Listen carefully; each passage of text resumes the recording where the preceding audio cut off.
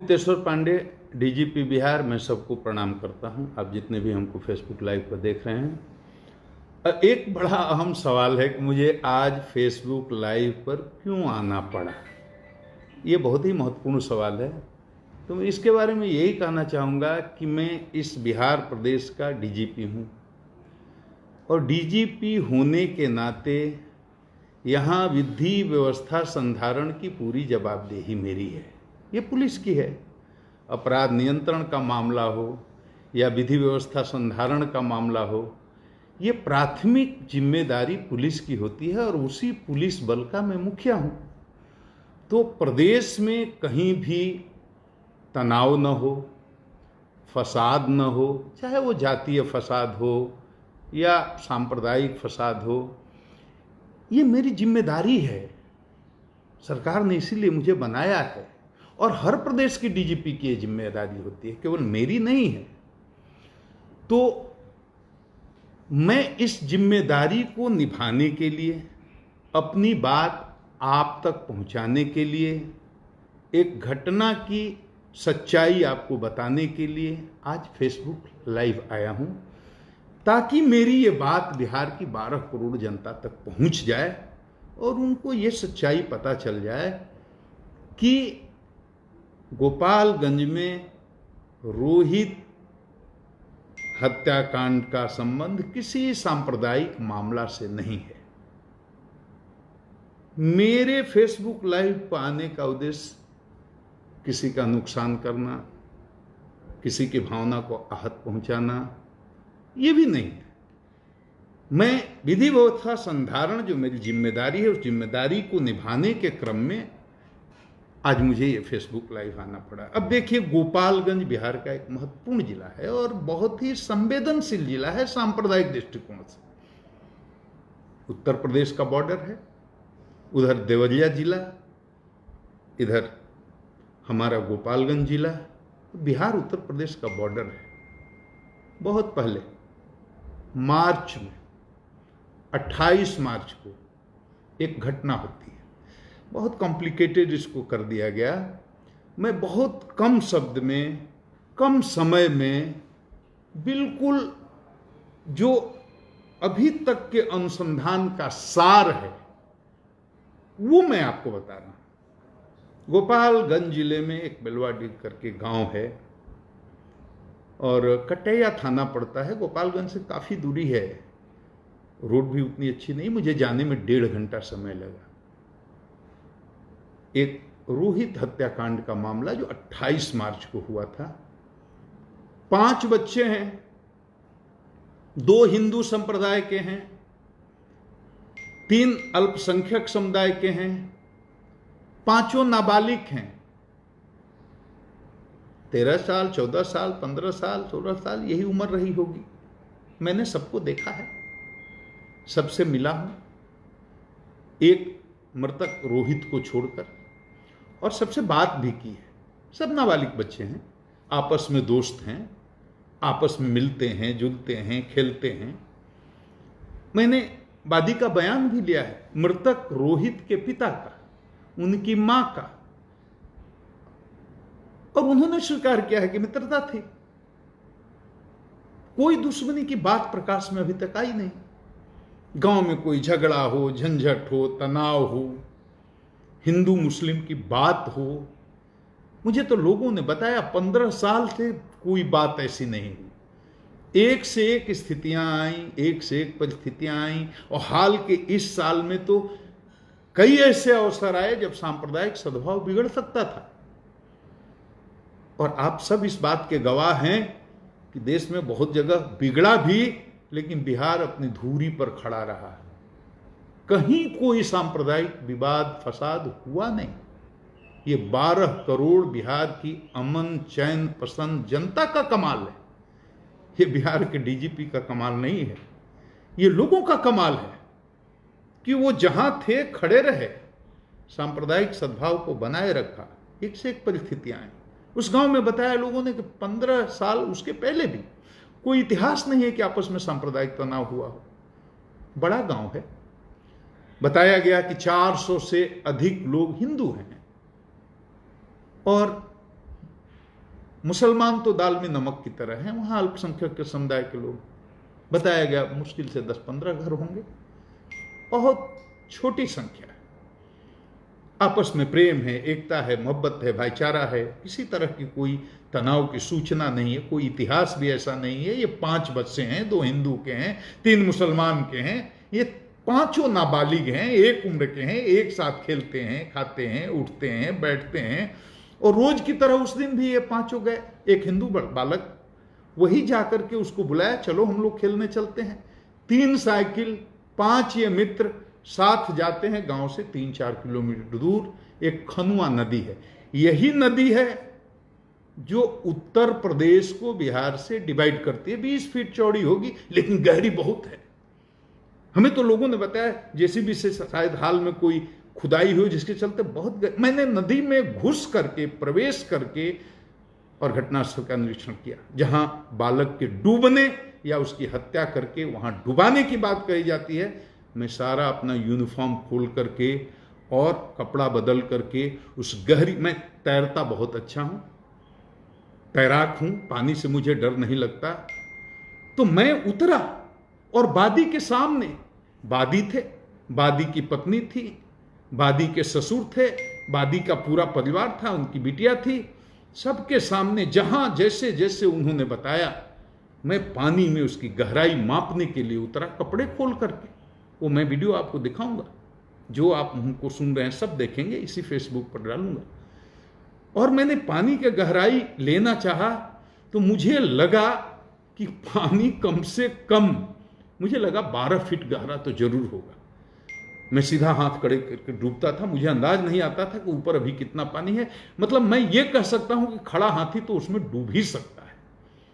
और मुझे बताया गया कि मार्च में जब यह घटना हुई थी या दुर्घटना हुई थी, उस समय पानी का स्तर और ऊपर था, मतलब पानी और ज्यादा रहा होगा। वहां पर उस घटना स्थल का निरीक्षण किया और घटना स्थल पर ही मैंने बादी की पत्नी का, यानी रोहित के पिता का, रोहित की मां का, रोहित के नाना का, ये जो लोग अभियोजन पक्ष के थे उनका बयान लिया, बाकी लोगों का भी लिया। घटनास्थल पर वहां जंगल है, झाड़ी है और पेड़ पौधे हैं, और अगल बगल के लोग भैंस चराने के लिए, पशु चराने के लिए दिन भर वहां रहते हैं। बड़ा मनोरम दृश्य है वहां का।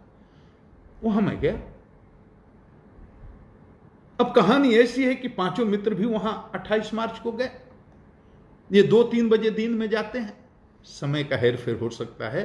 बादी की मां ने बताया वो 3 बजे का समय रहा होगा, 2-3 बजे का समय रहा होगा। यही बादी ने भी बताया, बादी की पत्नी ने भी बताया, माने रोहित की मां ने भी, रोहित के पिता ने भी, रोहित के नाना ने भी जो समय बताया, और जो प्राथमिकी में है मोटा मोटी यही अपराह्न का टाइम 3 बजे का समय रहा होगा, 1 घंटा आगे पीछे। ये बच्चे जाते हैं वहां 5 एक साथ। और वहां जो भैंस चराने वाले हैं उसका बयान भी मैं वीडियो डालूंगा, आप देख लेंगे। कई लोग हैं जो रोज जाते हैं, वहीं पर चराते हैं। उन लोगों का बयान है कि हमने देखा कि ये 5 बच्चे आए, एक साथ खेलने लगे, एक साथ नदी में नहाने के लिए गए। उसके बाद क्या हुआ ये उनको नहीं पता है। उनकी भैंस कहीं और चली गई तो उसके पीछे पीछे चले गए। मतलब 5 के अलावे कोई छठा नहीं था। ये उनकी बात से हमको लगा। तो अब ये बच्चे नहाने आते हैं। अब 4 बच्चे तो लौट जाते हैं जी, शाम को 6-7 बजे घर पहुंच गए। एक बच्चा नहीं जाता है।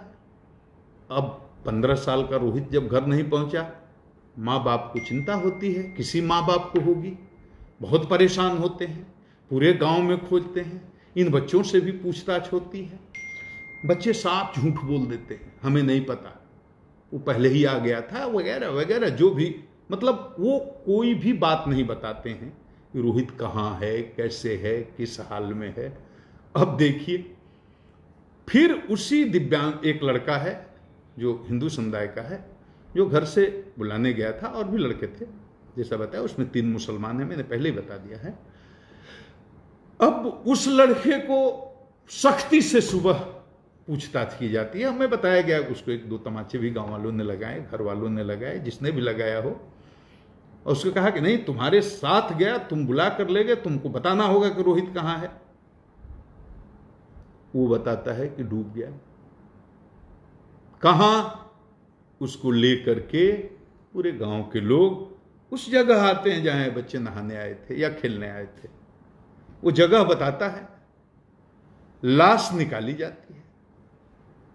लाश जब निकलती है, अब जिसके 15 साल के बच्चे की लाश निकली हो, उस बाप के दर्द को आप समझ सकते हैं, उस मां की पीड़ा को आप समझ सकते हैं कि उसके कलेजे में कैसी टीस उठती होगी। हमारे साथ होगा, हमको भी ऐसा लगेगा, आपके साथ होगा, आपको भी ऐसा लगेगा। 15 साल का बहुत ही तेजस्वी लड़का था, मां बाप को पकौड़ी की दुकान है, गरीब हैं, 12 कट्ठे जमीन बताया हमको है, और कोई आय का साधन नहीं है, बहुत ही गरीब आदमी है। उसका 15 साल का एक बेटा, उसकी लाश निकल रही है। किसी पिता का मानसिक संतुलन ठीक रहेगा? किसी मां का ठीक रहेगा? तकलीफ होगी, पीड़ा होगी, कष्ट होगा। वो पीड़ा उसको भी है। वो कल मैंने जब बात की मां बाप से रोहित के, वो पीड़ा अभी भी झलक रही थी। बेटे की खो देने का दर्द इतना जल्दी जाता नहीं है। अब ये घटना होती है, उसके बाद हम यहां कोई जजमेंट नहीं दे रहे हैं कि लड़का रोहित खुद डूब गया या इन बच्चों ने उसकी हत्या करके उसको डुबा दिया। इस पर तो अनुसंधान चल रहा है, इस पर कोई जजमेंट नहीं है। लाश निकली, मां बाप के लिए बहुत बड़ी बात है। मां बाप का दावा है कि नहीं, ये डूबने से नहीं हुई, इसको मार करके डुबाया गया। अब दूसरे दिन वहां के स्थानीय अखबारों में जो समाचार छपा, वो भी मैं डालूंगा, आप देख लीजिएगा, वो अलग है। अखबारों में यह छपता है कि डूबकर मौत, परिजनों ने जताई हत्या की आशंका। इस तरह के न्यूज आए और कई अखबारों में आए। हमारे पास प्रेस कटिंग भी है। मैं टेक्निकल आदमी नहीं हूं, वो वीडियो बनाकर डालना नहीं जानता हूं। मैंने अपने एक असिस्टेंट को, सिपाही को बोला है कि उसको जो हमने बयान लिया है उसका छोटा छोटा पर्सन निकाल करके डाल दे। उसको आप देखेंगे तो पूरी तस्वीर क्लियर हो जाएगी। स्थानीय अखबार इस तरह से रिपोर्ट करते हैं, डूबकर मौत, डूबने की आशंका, परिजनों ने जताई हत्या की आशंका। अब ये बात तो हुई, तो पुलिस ने क्या किया? पुलिस की भूमिका क्या रही? पुलिस ने कोई इफ बट नहीं किया। रोहित के पिता ने जो कहा, पुलिस ने एफआईआर कर लिया। उसने कहा हत्या हुई, हत्या का मुकदमा दर्ज कर लिया। और कानूनी प्रावधान है कि अगर कोई प्राथमिकी दर्ज करने जाता है, कराने जाता है, तो आप ये नहीं बोल सकते कि तुम इसमें ऐसे लिखो या तुम में ऐसे सुधार करके लिखो तब हम प्राथमिकी दर्ज करेंगे। उसने हत्या का आरोप लगाया, जैसे लगाया वैसे थाना प्रभारी ने उसका हत्या का मुकदमा दर्ज कर लिया। और दर्ज ही नहीं कर लिया, तत्काल बिना विलंब किए हुए 5 अभियुक्तों की गिरफ्तारी हो गई। एक भागा हुआ है।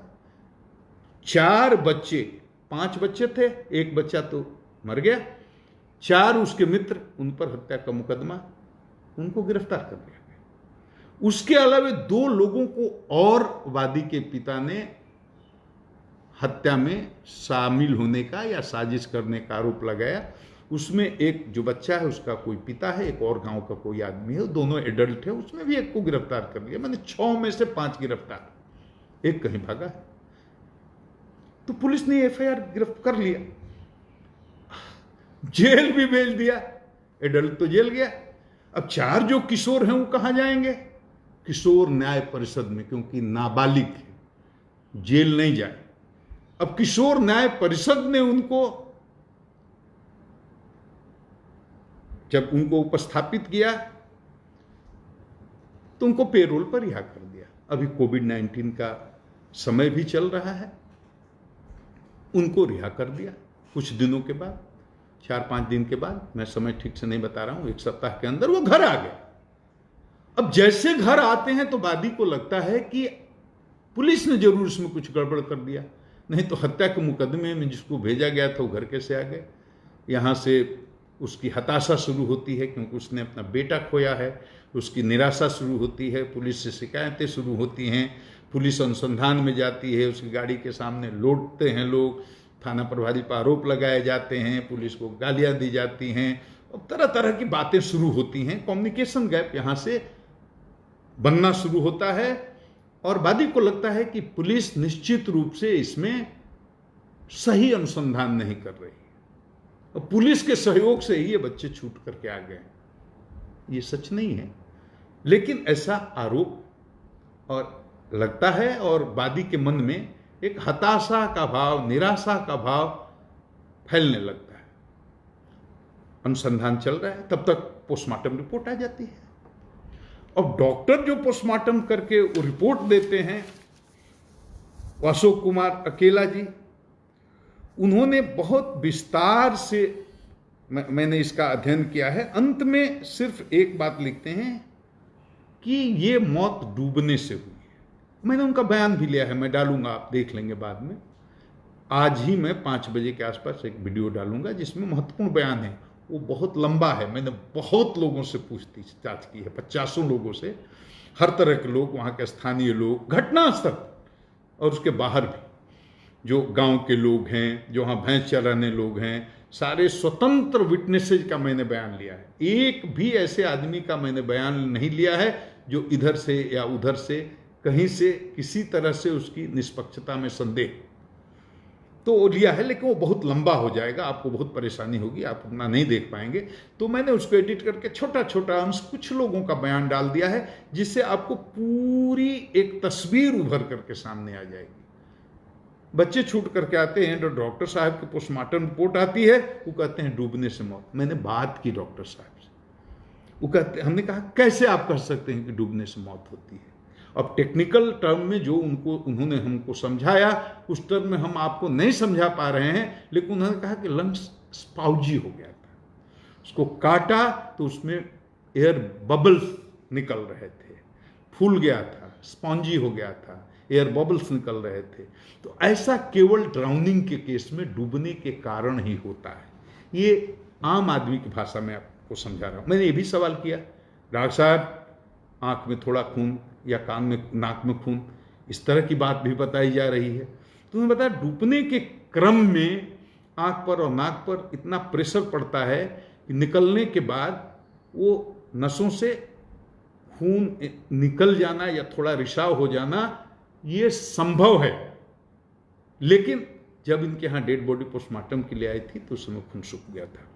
डॉक्टर साहब ने भी बताया कि कहीं भी एक्सटर्नल इंजरी या माने शरीर के बाहरी हिस्से में या अंदर के किसी भी हिस्से में कोई उस बच्चे में इंजरी यानी जख्म नहीं पाया गया। मतलब किसी प्रकार के जख्म के कारण उसकी मृत्यु नहीं हुई है, न गले में किसी तरह का कोई ऐसा निशान या कुछ भी। तो ये डॉक्टर साहब का ओपिनियन, मैं अपनी तरफ से कुछ नहीं कर रहा। मैंने फिर एक दूसरे डॉक्टर साहब जो वही सदर हॉस्पिटल में पदस्थापित हैं उनसे भी मैंने ओपिनियन ली, उनसे भी बात किया और उसका एसपी साहब ने भी बयान लिया था, उस वीडियो को मैं भी डाल दूंगा। उनका भी ओपिनियन था कि ये मृत्यु डूबने से हुई है। लेकिन हम यहाँ केवल इससे संतुष्ट नहीं है, हम अनुसंधान को क्लोज नहीं कर रहे हैं। हम ये मान कर चल रहे हैं कि यह हत्या का मामला भी हो सकता है और डूब करके मरने का मामला भी हो सकता है। अनुसंधान पूरा खुला है। लेकिन हमने जो वहां बयान लिया, लड़के की मां का, लड़के के बाप का, लड़के के नाना का, जो भी अभियोजन की तरफ से गवाही दे सकते, किसी आदमी, पहली बात तो यह कि इसमें से कोई भी घटना का चश्मदीद गवाह नहीं है, आई विटनेस नहीं है, नंबर 1। दूसरा, परिस्थिति जन्य साक्ष्य होता है। इसमें से कोई भी आदमी ये बताने में सक्षम नहीं है कि इन बच्चों में आपस की किसी प्रकार की कोई दुश्मनी थी, कोई विवाद था, कोई तनाव था। मैंने हत्या में मोटिव खोजा जाता है अनुसंधान में। हत्या हुई तो कोई कारण होगा, यहीं से अनुसंधान की शुरुआत होती है पुलिस में। हत्या ऐसे नहीं होती। हत्या के पीछे कारण प्रॉपर्टी का विवाद हो सकता है, पुरानी दुश्मनी होती है, कोई सेक्स का स्कैंडल का मामला हो सकता है, कोई ईर्ष्या हो सकती है, राजनीतिक प्रतिद्वंद्विता हो सकती है, कोई न कोई कारण होता है, मोटिव होता है। उस कारण को पुलिस अभी तक उस मोटिव को नहीं खोज पाई, और उस मोटिव को खोजने में हम वादी की सहायता चाहते हैं, वादी की पत्नी की सहायता चाहते हैं, अभियोजन पक्ष के सारे गवाहों की हम सहायता चाहते हैं कि हमको मोटिव बताएं, तो वहां से हम अपनी शुरुआत करें। हमें नहीं मिल रहा है। हम तमाम दर्शकों से भी अनुरोध करते हैं कि हत्या, ये मामला अगर हत्या का है तो हत्या का मामला साबित करने के लिए कुछ साक्ष्य जुटाने में आप हमारा सहयोग करें। अगर आपको कहीं से किसी तरह का कोई साक्ष्य मिलता है तो आप हमारा सहयोग करें, क्योंकि हम बहुत ही गहराई में इसका अनुसंधान करवा रहे हैं। सीआईडी भी इसमें लगी हुई है। हम चाहते हत्या करके कोई निकल जाए, हत्या को कोई करके बच जाए, ये हम बर्दाश्त नहीं करेंगे। हत्यारा कोई मेरा रिश्तेदार तो नहीं है, और रिश्तेदार भी होता तो हम नहीं छोड़ते। तो हम इस बिंदु पर साक्ष्य जुटा रहे हैं कि अगर हत्या है तो हत्या क्यों हुई, और इन 4 बच्चों ने जो उस 5वें बच्चे के मित्र थे, इन पर हत्या का आरोप लगाया गया है। तो ये हत्या क्यों करेंगे? वहां ऐसी क्या परिस्थिति आ गई कि 1 घंटा पहले मित्रता है और साथ में खेलने के लिए आ रहे हैं, और 1 घंटा के बाद ये बच्चों में कौन सी ऐसी बात आ गई कि इतनी दुश्मनी फैल गई कि उन्होंने हत्या करने की सोच ली, और सब एक उम्र के नाबालिग बच्चे। हम इस पर साक्ष्य जुटाने की कोशिश कर रहे हैं, हम उस कारणों को ढूंढने की कोशिश कर रहे हैं। आप भी हमारा सहयोग करिए। सब कुछ ठीक था। 1 महीने के बाद माहौल बदल गया। कहीं से किसी ने न्यूज चला दिया, वो पता नहीं किसी धार्मिक स्थान पर बलि की बात कह दी। उसके बाद रोहित के पिता का अलग अलग लोगों को अलग अलग तरह का बयान देने का मामला आ गया। कहीं वो बोल रहे हैं कि ये किसी धार्मिक स्थल पर उसकी बलि दे दी गई। उसकी माँ, उसके नाना बोल रहे हैं कोई मौलवी ने उन पर पानी छिड़कता था। ये सब जो बातें बोल रही हैं, तो मस्जिद की बात कि मस्जिद में बलि दी गई। मैं एक ही विनम्र प्रार्थना करता हूँ, सीधी सी बात, एक लाइन में आप समझिए, गांव में कोई मस्जिद है ही नहीं, गांव में कोई नमाज पढ़ाने वाला मौलवी है ही नहीं। मौलवी पानी छींटता था, कोई मौलवी ही नहीं है। ये तो नमाज पढ़ने दूसरे गांव में जाते हैं, हमको बताया गया। हाँ, 2-3 साल पहले ये मस्जिद एक आधा कट्ठा जमीन में बनाने की कोशिश कर रहे थे। उसकी नींव भर पड़ी है, एक जगह 7 फीट की दीवार भी उठाई गई है ऊंची, लेकिन पैसा नहीं होने से या जिस कारण से वो काम पूरा नहीं हुआ, इन लोगों ने छोड़ दिया। वो 2-3 साल से वैसे ही मस्जिद नहीं बनी है, मस्जिद नहीं है। मैं फिर से रिपीट करता हूं, गांव में मस्जिद नहीं है, न नमाज पढ़ाने वाला कोई मौलवी है।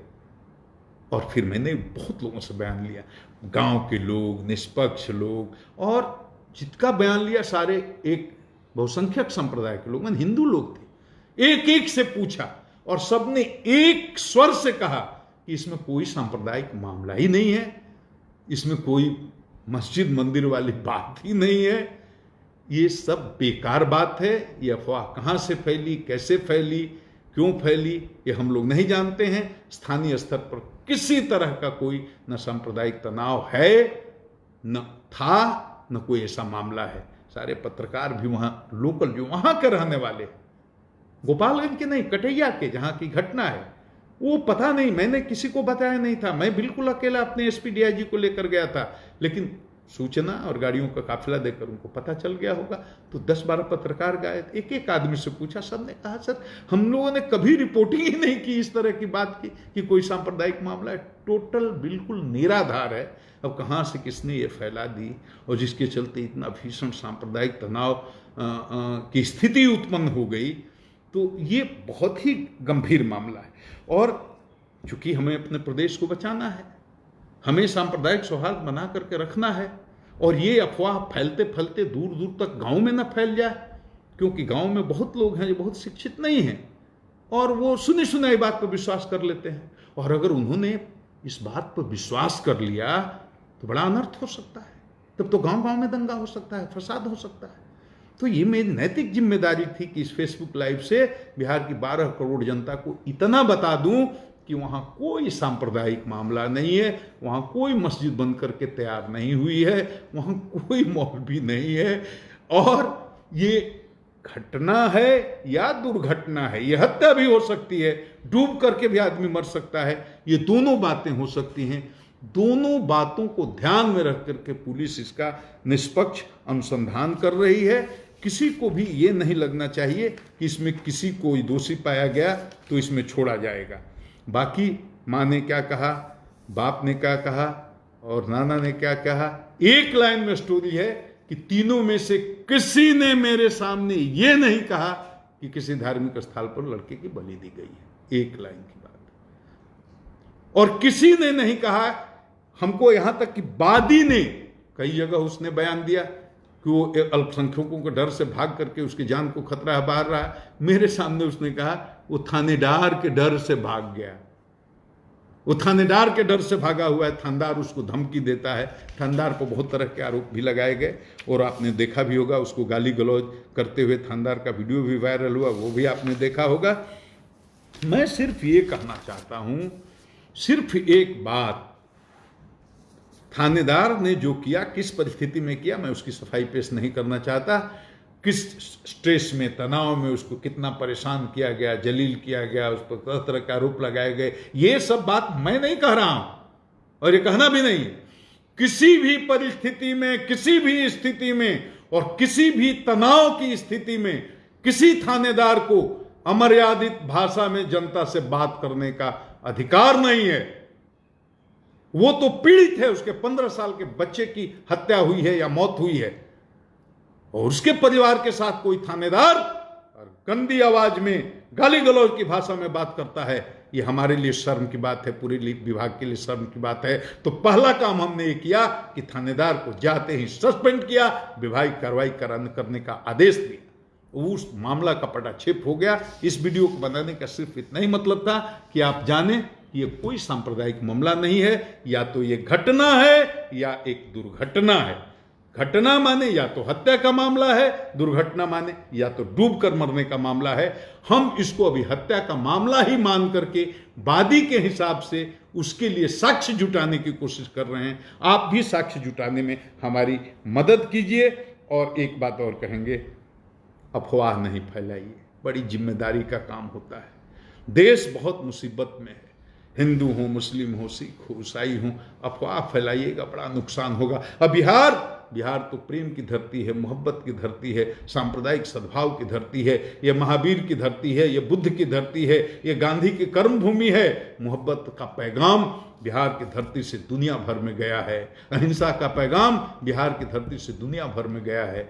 हम बिहार को बचाने में हमारी मदद कीजिए, सहयोग कीजिए। और हमारी बात किसी को बुरी लगी हो या किसी को अच्छी नहीं लगी हो तो मैं क्षमा चाहता हूं। बहुत लोगों के सवाल होंगे, बहुत तरह के सवाल होंगे। मेरे लिए फेसबुक पर किसी सवाल का जवाब देना संभव नहीं हो पाता है, इतना व्यस्त आदमी हूं। मैंने स्थिति स्पष्ट कर दी कि केस घटना हुई है, 15 साल का एक बच्चा हमने खोया है, वो हमारा ही बेटा था। लेकिन अब वो हत्या का मामला है या डूब करके मरने का मामला है, हम उस पर साक्ष्य का कि जुटा रहे हैं, अनुसंधान जारी है और एकदम निष्पक्ष न्याय होगा। मैं इतना ही कह करके आप सबों को प्रणाम करता हूं। गुप्तेश्वर पांडे, डीजीपी बिहार।